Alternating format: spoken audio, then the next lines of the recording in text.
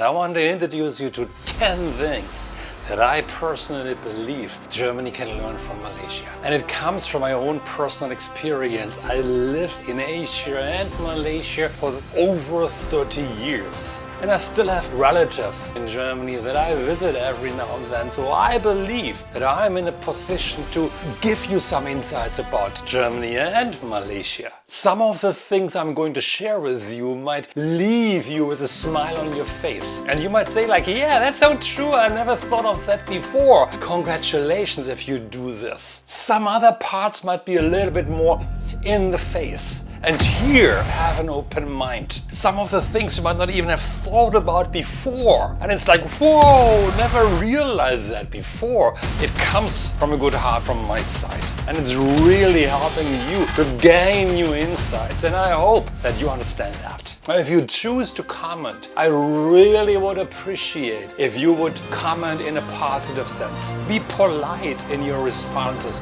because whatever you comment, it only reflects on you. So with this being said, let's get started, shall we? Well, the first thing I want to share with you is really about shoes. Shoes, nothing else but shoes. And I don't need the shoes anymore, so let me just throw this away for a while. Germans leave their shoes on when they are entering a house of a relative or a friend. They don't take off the shoes. I don't know where it's coming from. I mean, of course I did the same when I lived in Germany and also initially when I came to Malaysia, until friends told me, take off your shoes. You see, let me get the shoe back.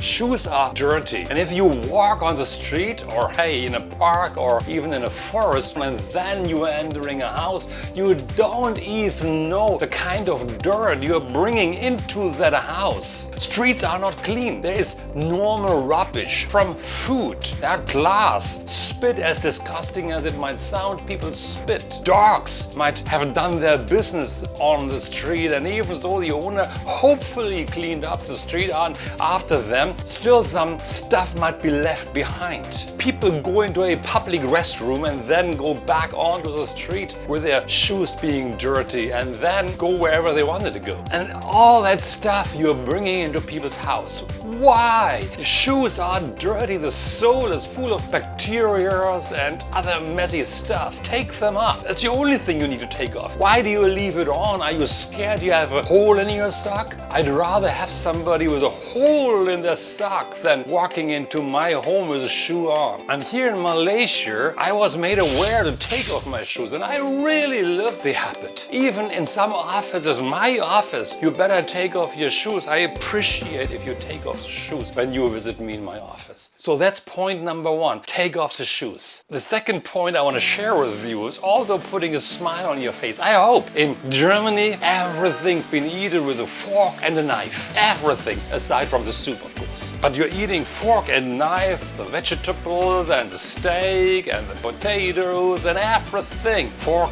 and knife. And I did this initially as well when I came to Malaysia. I was wondering why people around me would eat with a fork and a spoon. I was wondering why a waiter would bring me a fork and a spoon until I learned to use a fork and a spoon. And it's so much easier to eat everything with a fork and spoon. It makes so much more sense. And when friends visit me in Malaysia, they actually see the reason why it's easier to eat with a fork and a spoon.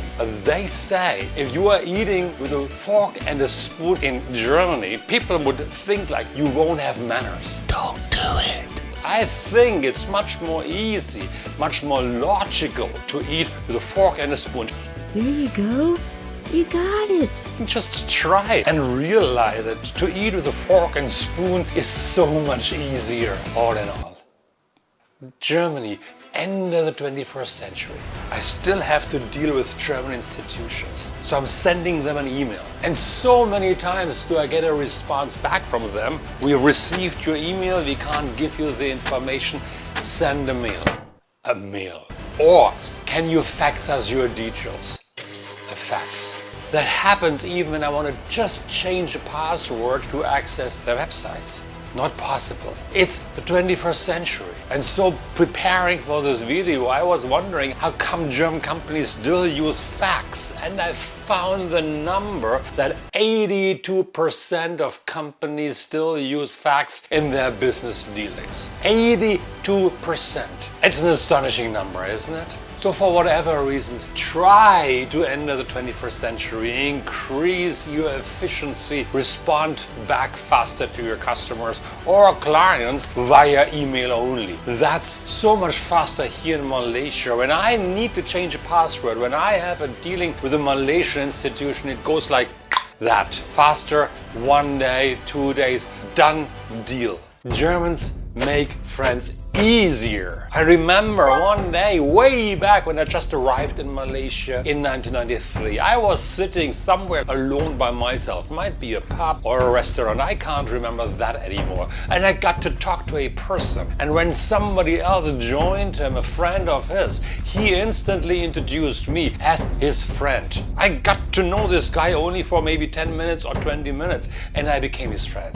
In Germany, it's a long process to become a friend. It can take days, weeks, months, maybe even years. I remember my father who had a colleague who lived somewhere else. And when this colleague of his visited Frankfurt, my hometown, he was also invited to my parents' home for dinner or for coffee. And for many, many years, they stayed at a very formal level, addressing themselves with a surname. So like my name is Andreas Dorn, they would call themselves Mr. Dorn and Mr. whatever my father's colleague's name was. It took them years until they moved to first name basis. Now that's a long time back, of course, and maybe things have changed. But I do know Germans take a long time to make friends. Change that. It's not difficult. It's not about a marriage. It's just about becoming friends.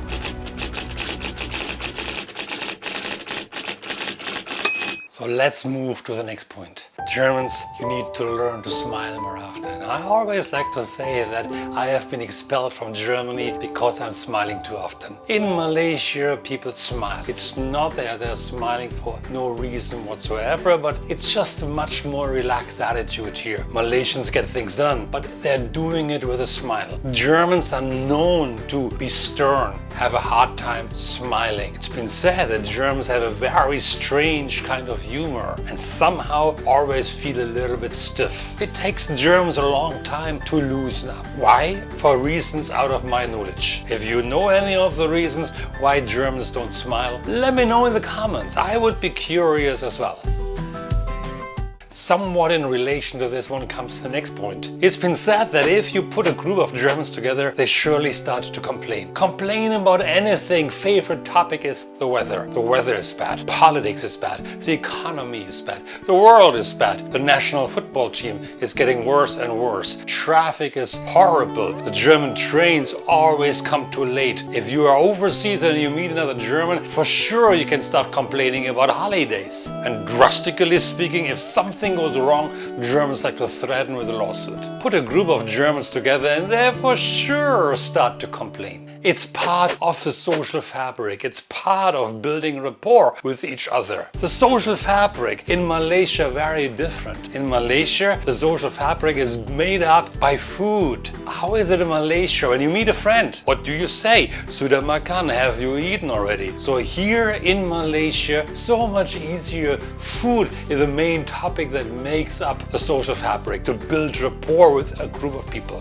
So Germans, stop complaining and look at the world a bit differently with a smile. Stop complaining, find some positive stuff around you. Life becomes easier for everybody, not just for you. Now, I'm not saying that Germans should become like Malaysians, but they can learn to take things easier. Usually things are not as bad as it seems like initially, and everything goes simply easier with a relaxed mind. Number 7, the importance of family. Something I only learned when I came to Malaysia. or better say, relearned the importance of family. Family counts, and the family and the status of family has declined in Germany. Malaysian families stick together, and often they're even staying together in the same house or condominium. Something, of course, I can't expect from Germany. But during religious celebrations and festivals, families in Malaysia come together. Families somehow have a different status here, and I really appreciate this. I lost track with nearly all my uncles and aunties in Germany, most likely because I'm living here. But I think it also happens to my sister and my brother. Somehow we lose touch with our relatives. In contrast to this, I sometimes get overwhelmed during Malaysian festivals and religious celebrations, when the whole family comes together, all the uncles and aunties. And it's not that they are meeting constantly throughout the year, sometimes just once in a year, but it feels then like they're coming together and no time has passed since the last visit. Sitting together,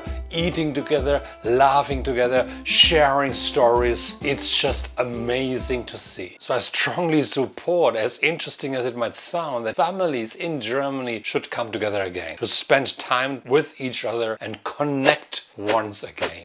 Number 8, open your houses during festive seasons to your neighbors. Get to know your neighbors. In Germany, it feels like during festive seasons, only the closest family members come together. Be it Christmas, be it Easter, or other celebrations. Of course, New Year's Eve celebrations or Carnival are different. Germans go out and they celebrate in the crowds and together. And that's fine, but most personal festivals are just like that, personal festivals. Only the closest families come together. I remember when I was a child, and after opening my Christmas presents, I wanted to go out and visit my friends, show them my newest presents. My parents were strictly against it. It's just not polite to intrude into other people's personal life during those seasons. I'm not sure if that has changed, of course, but I believe it's still like that. Now contrast this to Malaysian festivals. Families come together from all states in Malaysia and even from overseas. All the uncles and the aunties come together. And again, like I mentioned earlier, it's getting to know each other once again. But you can also go to the neighbor's house. Their house is open and they are welcoming you with food, with laughter, and to share some stories with you. How many of your neighbors do you know in Germany? Now, I'm not saying that this is happening in Malaysia, in the cities. It's most likely more in the rural areas. Correct me if I'm wrong here, but still, it's worthwhile considering it. There's something to learn here from Malaysia. It's about the feeling of getting together, to celebrate and to enjoy just being together, spending time together. Share food, laugh away, have fun. Learn from it, Germany, and open your doors, at least to your neighbors. Number 9, something dear to my heart, cultural diversity. Malaysia is culturally diverse. You've got the Malays, you've got the Chinese, you've got the Indians, and you've got all the different indigenous groups. They have their own celebrations, but they come together as one. This is part of the cultural fabric in Malaysia. And I was amazed by it when I arrived here in Malaysia. Amazed how easy different groups come together and enjoy each other's presence. Going beyond ethnic boundaries, going beyond religion, going beyond different cultures. And yes, I do know and I recognize there are challenges in Malaysia, just like they are in many different countries. And it always happens because we all have different interpretations, looking at the world differently, from different beliefs, different value systems, different upbringings. But it's amazing how everyone in Malaysia stresses cultural diversity and friendships beyond their own group. The way they interact and respect each other, it's just amazing. If things go wrong, they talk, they find a compromise, they relax and go beyond. They are peaceful. There's no better way to describe this. And you know stories where Malaysians help each other out when there's a need. Think about the white flag movement during the COVID crisis. It encouraged families in dire needs to hang a white flag outside their homes, like a call for help. and how Malaysians rallied together to help people get over their problems. I get goosebumps just thinking about that. Malaysians came together as one.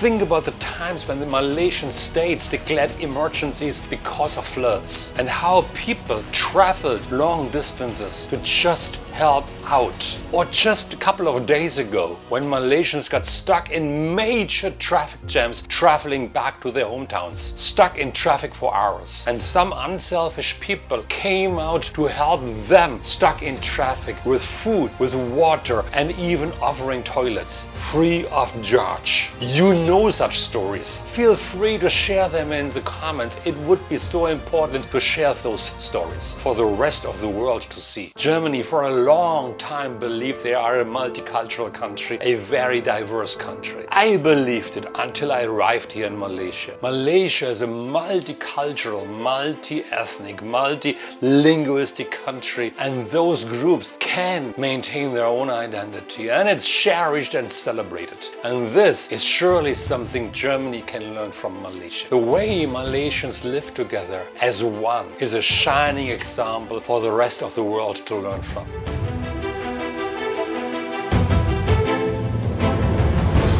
Number 10, and there's one more point after number 10 that you want to listen to. But number 10, Germans expand your language skills. Language brings people together. And if you speak more than just your mother tongue, you expand your horizon. And because Malaysia has such great diversity, Malaysians speak more than 2 languages. There is Bahasa Malay and English. Aside from this, you have the many Chinese dialects. And there are many different Indian dialects. And languages are taught to Malaysians from birth onwards. Kids thus get exposed to different languages even before they themselves learn to speak. Do you realize how this expands the mental horizon of the individual? I learned my first foreign language when I was 12 years old, and that was the beginning of secondary school. I read somewhere in the internet nowadays Germans learn English already in primary school, and that's fine. However, this is already beyond the initial imprint period of children. To widen your horizon as a German, do the Germans watching these videos learn more languages. Number 11. Now what is number 11 all about? I've already mentioned 10 points that Germany can learn from Malaysia. But you watching this video, maybe you know 1 more point or 2 more points of what Germany can learn from Malaysia. What Malaysia can teach, maybe not just Germany, but the world. Write this down in the comments right now, because that's worthwhile documenting.